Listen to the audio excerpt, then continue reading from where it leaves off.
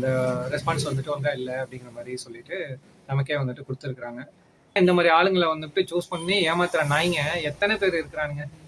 உழைச்சி சம்பாதிக்கிறதுக்கு துப்பு இல்லை, இந்த மாதிரி ஏமாத்தி சம்பாதிக்கிறதுக்கு அதுக்கு உழைக்கிறாங்க. ஏமாத்தி எப்படி சம்பாதிக்கலாம் அப்படின்ட்டு. இன்னைக்கு டே 197.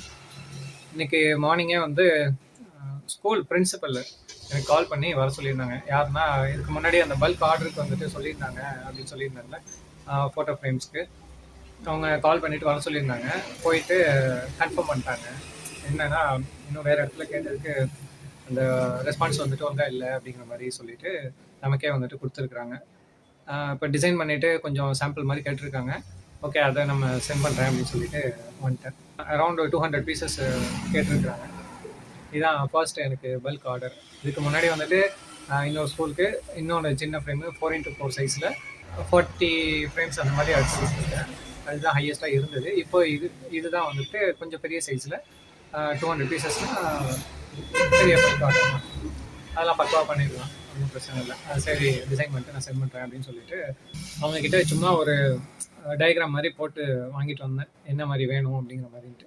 டயக்ராம் மீன் ஜஸ்ட்டு ஒரு பேப்பரில் இது மாதிரி தான். ஓகே, இதுதான் அது. இப்போ காமிச்சதும் அதே பேப்பர் தான். அவங்கள்ட்ட வாங்கிட்டு வந்து நீ டிசைன் ஸ்டார்ட் பண்ணுவோம். ஓகே, அப்புறம் நான் ஷாப்க்கு வந்துட்டேன். ஒரு டேஸ் கேட்டிருக்கிறேன், வேறு ஒரு ஒர்க்லாம் இருக்குது, அதெல்லாம் கம்ப்ளீட் பண்ணிவிட்டு உங்களுக்கு ஸ்டார்ட் பண்ணுறேன் அப்படின்ட்டு.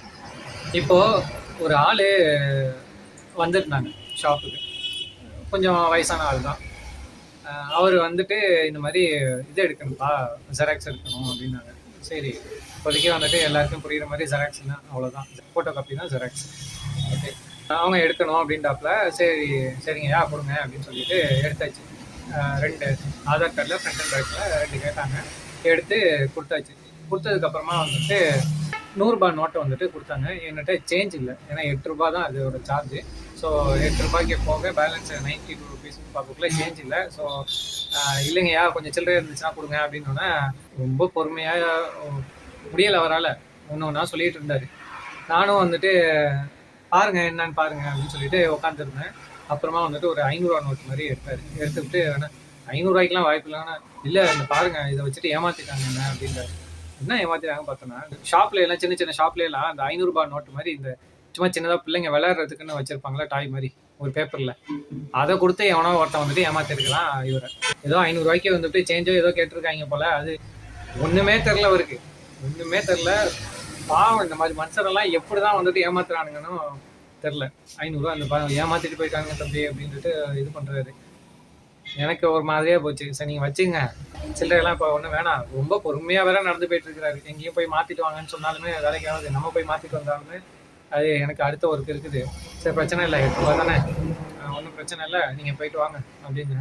இல்லை நான் அப்புறமா வந்து தரேன், அதெல்லாம் ஒன்றும் பிரச்சனை இல்லை, நீங்கள் போயிட்டு வாங்க. அதை பார்த்தாவே தெரியுது, ரொம்ப ஏழ்மையான ஆளு மாதிரி தான் தெரியுது. சரி நீங்கள் கிளம்புங்க அப்படின்ட்டு. நீங்கள் போயிட்டு வாங்க, போய் பேங்க்குக்கு போங்க, பேங்க்குக்கு போகணும் அப்படின்றாரு. சரி நீங்கள் பேங்க்குக்கு போயிட்டு வாங்க, வேலையெல்லாம் முடிச்சுட்டு நீங்கள் போயிட்டு வாங்க அப்படின்ட்டு. அந்த அந்த தாள் கூட வந்துட்டு ஒரிஜினல் நோட்டுன்னு கூட இவருக்கு தெரிய மாட்டேங்குது, அந்த அளவுக்கு இருக்கிறாரு. ஆனால் கரெக்டாக இந்த மாதிரி ஆளுங்களை வந்துட்டு சூஸ் பண்ணி ஏமாத்துற நாய்ங்க எத்தனை பேர் இருக்கிறானுங்களா என்னன்னே தெரில. ஏன் இப்படி இருக்கிறாங்கன்னு தெரில. உழைச்சி சம்பாதிக்கிறதுக்கு துப்பு இல்லை, இந்த மாதிரி ஏமாற்றி சம்பாதிக்கிறதுக்கு அதுக்கு உழைக்கிறாங்க. ஏமாற்றி எப்படி சம்பாதிக்கலாம் அப்படின்ட்டு என்னத்த சொல்ல. சரி, அடுத்து எதுவும் இருந்துச்சுன்னா அப்டேட் பண்ணுறேன்.